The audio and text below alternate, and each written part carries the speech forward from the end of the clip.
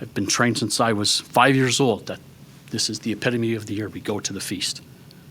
And not just the Feast of Tabernacles, but the 3 weeks of holy time, the Day of Trumpets, the Day of Atonement, and then that third festival, Harvest Festival, the Feast of Tabernacles.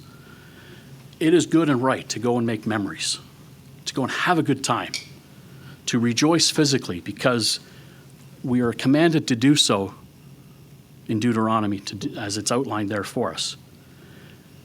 But we must do so wherever we go, knowing whose name we carry as the temple of God, whose name hangs over us as part of that temple.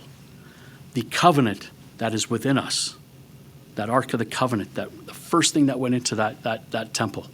When we make covenant, that is within us.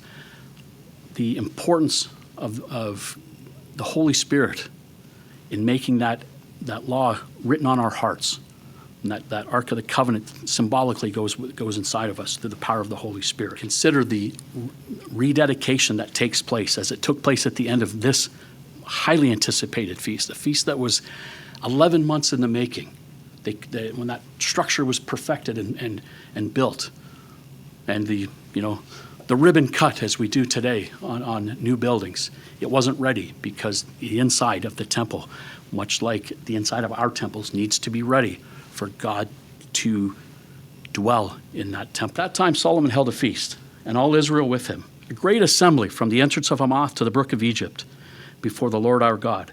7 days and 7 more days, 14 days. And on the 8th day, he sent the people away, and they blessed the king and went to their hearts joyful and glad of heart for all the good that the Lord did for his servant David and for Israel, his people, because he kept his promise. He fulfilled his covenant, and it was a most highly anticipated feast.